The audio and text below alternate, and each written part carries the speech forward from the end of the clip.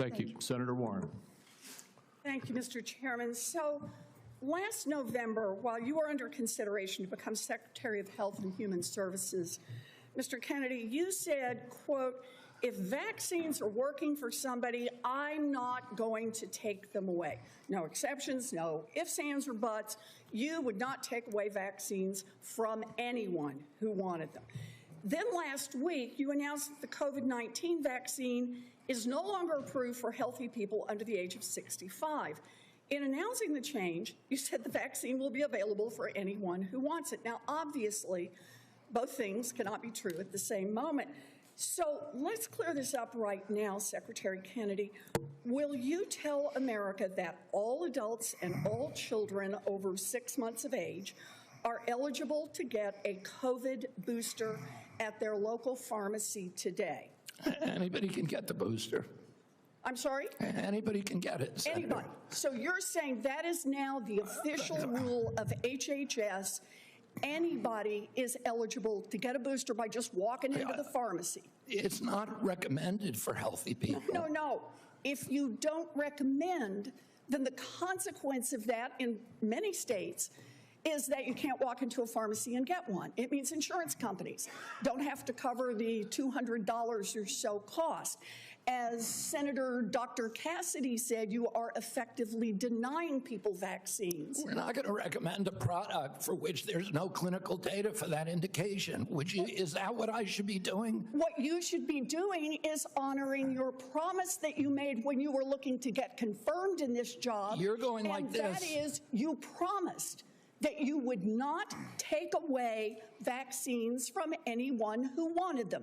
You just changed the classification of the COVID vaccine. I'm not taking them away from people, Senator. It takes it away if you can't get it from your pharmacist. Well, most Americans are going to be able to get it from their pharmacy for free.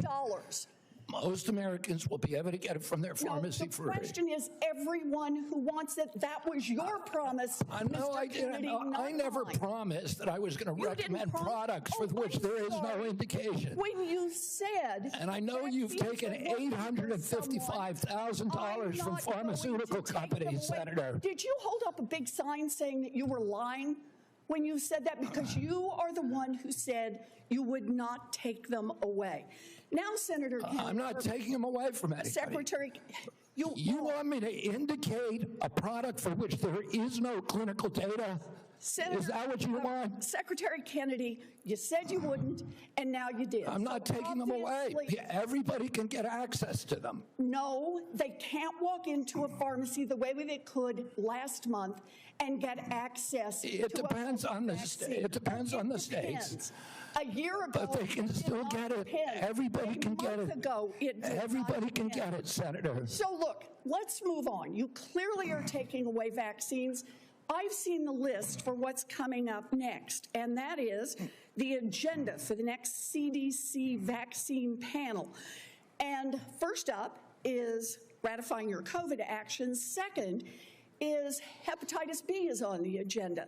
So should Americans expect you to take away hepatitis vaccine access as well, even though you promised not to? As I said, I'm not taking vaccines away from anybody. Okay, same answer, right? You're just going to deny that when people can't get access, that you're not taking it away. Then let me ask you, is that the same game you're going to play with me? You want me to recommend every product in the world? No, so that without any clinical trial data. Through on your promises. Yeah, my promise was to give. A month ago, we could get COVID vaccines by just walking. You can still get COVID vaccines, Senator. You are taking that away. No, you are still. You can still get the COVID vaccines, and Medicare will still pay for them, and Medicaid will still pay for them. Tell the head of the CDC that if she refused to sign off on your changes to the childhood vaccine schedule, that she had to resign. No, I told her that she had to resign because I asked her, are you a trustworthy person? And she said no. So if you had an employee who told you they weren't trustworthy, would you ask them to resign, Senator? So I'm sorry, but this is not what she has said publicly. She has said I'm not surprised about that. So you're saying she's lying? Yes. Every conversation I had with her, there And were let me get this witnesses. straight. This is the same person that less than a month earlier, you stood next to her and described her as unimpeachable, and you had full confidence in her, and that you had full confidence in her scientific credentials. And in a month, she became a liar? Is Yeah, that what you you're should saying? ask her what changed. And by the way, a month ago, you were voting against her. Oh, because you thought she was either incompetent, ineligible, or unsuited to the task. I voted Now I against her agree because with I you. was afraid she was going to bend the knee to you and Donald Trump. And it looks like she didn't bend the knee, so you fired her. Look, you're putting America's babies' health at risk, America's seniors' health at risk, all Americans' health at risk, and you should resign. Senator Sanders.